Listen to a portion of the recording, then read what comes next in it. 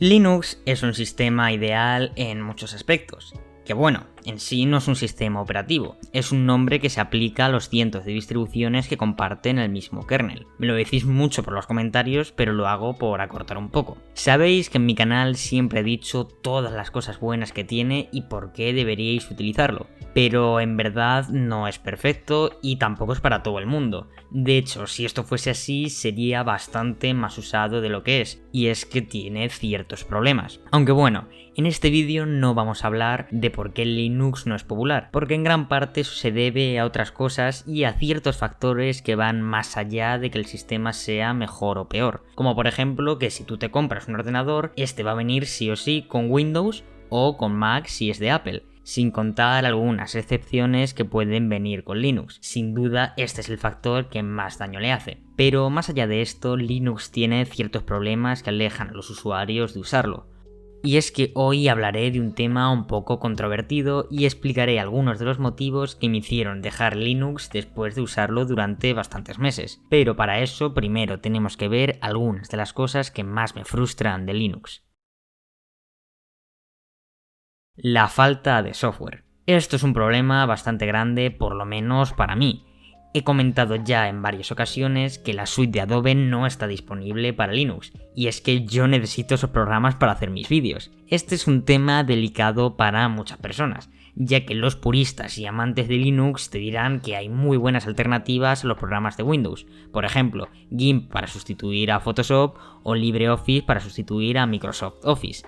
Y yo no te digo que para los usuarios básicos estas alternativas pueden ser suficientes y funcionar correctamente, incluso para usuarios más de nivel medio. Sin embargo, si de verdad quieres hacer un trabajo profesional, no puedes usar este tipo de software. Al margen de la ideología de código abierto, la suite de Adobe te da esa integración entre todas sus aplicaciones que hace que todo sea mucho más sencillo y cómodo, parecido a lo que hace Apple con sus productos. En resumen, diría que el problema es que no hay verdaderas aplicaciones en Linux por las que un usuario de Windows decidiría cambiarse a Linux. Sin embargo, a la inversa, los usuarios de Linux tienen mucho que envidiar. Microsoft Office, la suite de Adobe, compatibilidad con Netflix y muchas cosas más.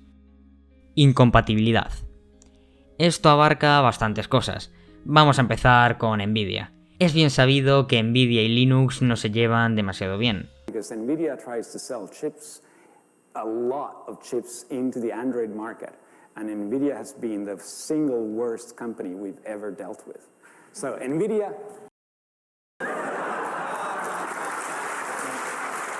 Uno de mis problemas fue al instalar Arch Linux, ya que nada más iniciarlo por primera vez empecé a ver tearing en mi pantalla, que para quien no lo sepa son esas líneas que se ven normalmente cuando juegas videojuegos, pero a mí me pasaba en el propio sistema operativo. Instalé un montón de drivers distintos y nada, al final no me quedó otra que simplemente ignorarlo. Y haciendo investigación para este vídeo me he enterado que es que a Nvidia, por alguna razón la cual yo desconozco, hay ciertos entornos de trabajo que no le gustan. Bueno, que no les gustan o que no se han esforzado en intentar compatibilizarlos mejor. Uno de ellos es KDE Plasma, justo el que yo instalé.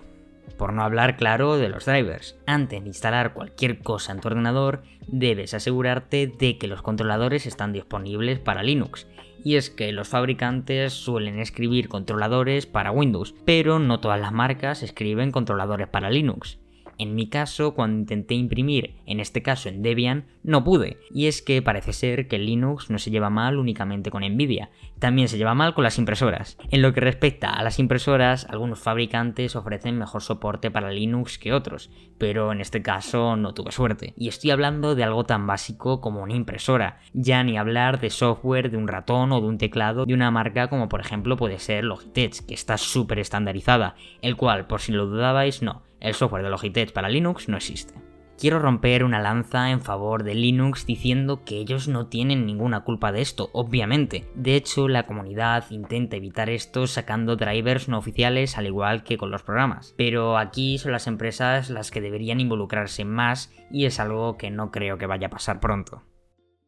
También quiero hablar de mi problema con los dual boot. El hecho de tener dos sistemas operativos puede sonar muy bien en la teoría, pero por lo menos para mí no en la práctica. De hecho, para mí llegaba a ser hasta contraproducente. En los otros puntos puedes llegar a discutir más con lo que yo pienso. Seguro que hay gente que no le importa usar GIMP en vez de Photoshop o que nunca ha tenido problemas de hardware o incompatibilidades, pero si de verdad estás decidido a usar Linux, debes estar decidido a usarlo con todos sus pros y sus contras, porque el hecho de que cada vez que quieras usar algo de otro sistema operativo, en este caso Windows, tengas que reiniciar el ordenador es un proceso muy tedioso, y eso que yo tengo un SSD bastante rápido que reinicia el ordenador en apenas 5 o 10 segundos, pero es que ni con esas, porque siendo sinceros, utilizar el mismo software en dos sistemas operativos es un desperdicio de espacio. Aunque el almacenamiento puede llegar a ser capaz de manejar lo que es esencialmente una instalación duplicada,